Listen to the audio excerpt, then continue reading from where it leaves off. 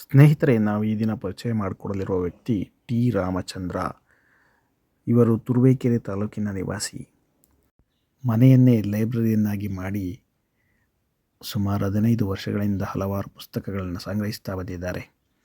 ಅಚ್ಚುಕಟ್ಟಾಗಿ ಜೋಡಿಸ್ಕೊಂಡು ಅದನ್ನು ಓದುಗರಿಗೆ ತಲುಪಿಸುವ ವ್ಯವಸ್ಥೆ ಮಾಡಿದ್ದಾರೆ. ಉಚಿತವಾಗಿ ಮತ್ತು ಸದಾಕಾಲ ಪುಸ್ತಕಗಳು ಸಿಗುವಂತೆ ವ್ಯವಸ್ಥೆ ಮಾಡಿದ್ದಾರೆ. ಕನ್ನಡದ ಸೇವೆ ಮಾಡಲಿಕ್ಕೆ ಹಲವಾರು ಅವಕಾಶಗಳಿದ್ದಾವೆ. ಅದರಲ್ಲಿ ಈ ಪುಸ್ತಕ ಸೇವೆ ಕೂಡ ಒಂದು. ವಿವಿಧ ಪ್ರಕಾರದ ಪುಸ್ತಕ ಲೋಕದ ವಿವಿಧ ಮಜಲುಗಳನ್ನ ಇಲ್ಲಿ ನಾವು ಕಾಣ್ಬೋದು. ಪ್ರತಿಯೊಂದಕ್ಕೂ ಶೀರ್ಷಿಕೆ ಶಿರೋನಾಮೆಗಳನ್ನ ಹಾಕ್ಕೊಂಡು ಅಚ್ಚುಕಟ್ಟಾಗಿ ಜೋಡಿಸಿಟ್ಟಿದ್ದಾರೆ. ಇಲ್ಲಿ ಕೆಲವು ಪುಸ್ತಕಗಳನ್ನು ಅವರೇ ಖರೀದಿಸಿದ್ದಾರೆ ಮತ್ತು ಕೆಲವು ದೇಣಿಗೆ ಪಡೆದಿದ್ದಾರೆ. ವಿವಿಧ ಪ್ರಕಾರಗಳ ಪುಸ್ತಕಗಳಲ್ಲಿ ರಾಷ್ಟ್ರಕವಿ ಕುವೆಂಪು ಅವರ ಪುಸ್ತಕಗಳು ನನಗೆ ತುಂಬ ಇಷ್ಟ ಆದವು. ನಮ್ಮಲ್ಲಿರುವ ಪುಸ್ತಕಗಳನ್ನು ಇತರರೊಂದಿಗೆ ಹಂಚಿಕೊಳ್ಳುವ ಮನೋಭಾವವೇ ದೊಡ್ಡದು. ಹಾಗೆ ನಮ್ಮ ಶ್ರಮದಿಂದ ಸಂಗ್ರಹಿಸಿದ ಪುಸ್ತಕಗಳನ್ನು ಇತರರಿಗೆ ನೀಡುವ ಸೌಭಾಗ್ಯವೇ ದೊಡ್ಡದು. ಜ್ಞಾನಪೀಠ ಪಡೆದ ಕನ್ನಡದ ಎಲ್ಲ ಕೃತಿಗಳು ಇಲ್ಲಿವೆ. ಧರ್ಮ, ಪುರಾಣ, ಇತಿಹಾಸ, ಕಲೆ, ಸಂಸ್ಕೃತಿ, ವಿಜ್ಞಾನ, ಗಣಿತ ಇತ್ಯಾದಿ ಕ್ಷೇತ್ರಗಳ ಪುಸ್ತಕಗಳು ಕೂಡ ಇವೆ. ಈ ಎಲ್ಲದರ ಬಗ್ಗೆ ನಾವು ಶ್ರೀ ಟಿ ರಾಮಚಂದ್ರ ಅವರನ್ನು ವಿಚಾರಿಸೋಣ. ಸರ್, ಒಟ್ಟು ಎಷ್ಟು ಬುಕ್ಸ್ ಇದೆ ಸರ್? 25,000 ಇದೆ. 25,000 ಬುಕ್ಸ್. ಎಷ್ಟು ವರ್ಷದಿಂದ ಕಲೆಕ್ಟ್ ಮಾಡ್ತೀವಿ ಸರ್? ಸುಮಾರು ಒಂದು 15 ವರ್ಷದಿಂದ ಕಲೆಕ್ಟ್ ಮಾಡ್ತಾರೆ. 15 ವರ್ಷದಿಂದ. ನೀವೇನು ಪ್ರೊಫೆಷನ್ ಏನಾಗಿದೆ ಸರ್? ನಾನು ಮುಂಚೆ ರೈಲ್ವೆ ಡಿಪಾರ್ಟ್ಮೆಂಟಲ್ಲಿ ಸ್ಟೇಷನ್ ಮ್ಯಾನೇಜರ್ ಆಗಿದ್ದೆ. ಸೊ 30 ವರ್ಷ ಸರ್ವಿಸ್ ಆದ ನಂತರ ವಾಲಂಟಿಯರ್ ಟ್ರೀಟ್ಮೆಂಟ್ ತಗೊಂಡು ಆಮೇಲೆ ಎಜುಕೇಷನ್ ಕಂಟಿನ್ಯೂ ಮಾಡಿದೆ. ಸೊ MA ಇನ್ ಜರ್ನಲಿಸಮು ಮತ್ತು ಲೈಬ್ರರಿ ಸೈನ್ಸ್ ಕೋರ್ಸ್ ಮಾಡಿಕೊಂಡು ಗ್ರಂಥಾಲಯನ ಇನ್ನೂ ಉನ್ನತ ರೀತಿಯಲ್ಲಿ ಮಾಡಬೇಕು ಅಂದ್ಬಿಟ್ಟು ಕೋರ್ಸ್ ಮಾಡಿಕೊಂಡೆ. ಸೊ ಅದೇ ರೀತಿ ಎಲ್ಲನೂ ಕೂಡ ಕ್ಲಾಸಿಫಿಕೇಷನ್ ಮಾಡಿ ಎಲ್ಲ ಪುಸ್ತಕಗಳನ್ನು ಎಲ್ಲ ರೀತಿ ಪುಸ್ತಕಗಳನ್ನು ಕೂಡ ಕ್ಲಾಸಿಫಿಕೇಷನ್ ಮಾಡಿ ಓದುವರೆಗೆ ಬೇಗ ಸಿಗೋ ರೀತಿ ಮಾಡ್ತಾಯಿದ್ದೀನಿ.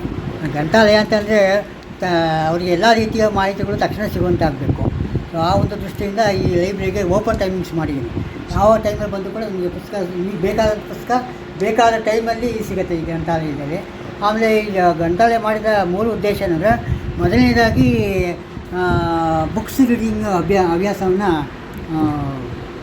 ಕಲಿಸ್ಬೇಕು ಅಂತ, ಮಕ್ಕಳಿಗೆ ಕಲಿಸ್ಬೇಕು ಅಂತ. ಯಾಕೆ ಈ ಸೋಷಿಯಲ್ ಮೀಡಿಯಾ, TV ಎಲ್ಲ ಬಂದಮೇಲೆ ಬುಕ್ಸ್ ರೀಡಿಂಗ್ ಕಡಿಮೆ ಆಗ್ತಾಯಿದೆ ಅಂತ ಇದೆ. ಹಾಗಾಗಿ ಅದು ಜಾಸ್ತಿ ಮಾಡಬೇಕು ಅಂತೇಳಿ ಗ್ರಂಥಾಲಯವನ್ನು ಮಾಡಿದ್ದು. ಅದಾದ ನಂತರ ಇಲ್ಲಿ ಕಾಂಪಿಟೇಟಿವ್ ಎಕ್ಸಾಮಿನೇಷನ್ ತಗೊಳ್ಳೋರಿಗೆ ಪುಸ್ತಕಗಳು ಸಿಗ್ತಾಯಿಲ್ಲ. ಸಿಕ್ಕಿದ್ರು ಕೂಡ ಕೊಂಡ್ಕೊಳ್ಳೋ ಚೈತನ್ಯ ಇರಲ್ಲ. ಹಾಗಾಗಿ ಎಷ್ಟೋ ಜನ ಎಕ್ಸಾಮಿನೇಷನ್ ತಗೊಳ್ಳೋದಿಲ್ಲ.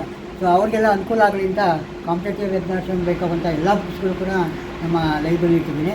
ಅಂದರೆ ಮೂರನೇ ಕಾರಣ ಏನು ಅಂದರೆ, ಎಷ್ಟೋ ಉಪಯುಕ್ತವಾದಂಥ ಪುಸ್ತಕಗಳು ರೀಪ್ರಿಂಟ್ ಆಗ್ತಾಯಿಲ್ಲ. ಹಾಗಾಗಿ ನಮಗೆ ಮೂಲ ಮಾಹಿತಿಗಳು ಸಿಗ್ತಾಯಿಲ್ಲ, ಲಭ್ಯ ಆಗ್ತಾಯಿಲ್ಲ.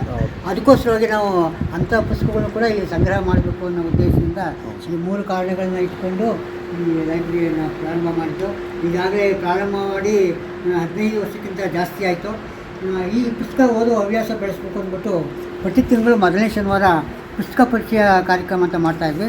ಪ್ರತಿ ತಿಂಗಳು ಒಬ್ಬರು ಸಂಪನ್ಮೂಲ ವ್ಯಕ್ತಿಗಳು ಬರ್ತಾರೆ, 1 ಗಂಟೆ ಒಂದು ಪುಸ್ತಕದ ಬಗ್ಗೆ ಮಾತಾಡ್ತಾರೆ. ಹಾಗಾಗಿ ಜನಗಳಿಗೆ ಯಾವ ಪುಸ್ತಕಗಳನ್ನ ನಾವು ಓದಬೇಕು ಅನ್ನೋದು ಪರಿಚಯ ಆಗಿ ನಮ್ಮ ಗ್ರಂಥಾಲಯಕ್ಕೆ ಬರುವವರ ಸಂಖ್ಯೆ ಜಾಸ್ತಿ ಆಗ್ತಾಯಿದೆ. ಈಗಾಗಲೇ 195 ತಿಂಗಳು ಕಂಪ್ಲೀಟ್ ಆಗಿದೆ. ಸದ್ಯದಲ್ಲೇ 200ನೇ ಕಾರ್ಯಕ್ರಮನ ಮಾಡೋದ್ರಲ್ಲಿದೆ.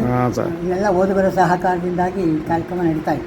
ಓಕೆ, ನಿಮ್ಮ ಲೈಬ್ರರಿಗೆ ಯಾರ್ಯಾರು ವಿಸಿಟ್ ಮಾಡಿದ್ದಾರೆ ಅಂತ ತೋರಿಸ್ತಾ ಸರ್? ನೋಡಿ, ಇಲ್ಲೇ ನೋಡ್ಬೋದು ನೀವು.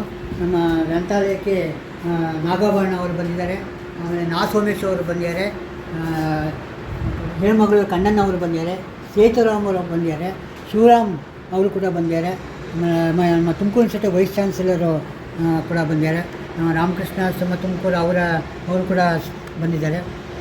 ಈಗೆಲ್ಲ ಆಲ್ಮೋಸ್ಟ್ ಎಲ್ಲ ಗಣ್ಯ ವ್ಯಕ್ತಿಗಳು ಈ ಕಾರ್ಯಕ್ರಮಕ್ಕೆ ಬಂದು ಹೋಗಿದ್ದಾರೆ. Okay sir. ಮತ್ತು ಇದಲ್ಲದೆ ನಾವು ಒಂದು ಪುಸ್ತಕ ವಿಷಯ, ಈಗ ಗ್ರಂಥಾಲಯದ ವಿಶೇಷ ಅಂದರೆ ಓಪನ್ ಟೈಮಿಂಗ್ಸು. ಸೊ ನೀವು ಯಾವ ಟೈಮಲ್ಲಿ ಬಂದು ಕೂಡ ಇಲ್ಲಿ ನಿಮಗೆ ಪುಸ್ತಕ ಸಿಗುತ್ತೆ. ಮತ್ತು ಎರಡನೇದಾಗಿ ನಾವೆಲ್ಲ ಕನ್ನಡ ಪೇಪರ್ ತೋರಿಸೋದ್ರಿಂದ ಎಲ್ಲ ಲೇಖನಗಳು ಕೂಡ ಸಬ್ಜೆಕ್ಟ್ ವೈಸ್ ಕಲೆಕ್ಟ್ ಮಾಡಿ ಫೈಲ್ ಮಾಡಿ ಇಂಡೆಕ್ಸ್ ಮಾಡಿಟ್ಟಿರ್ತೀವಿ.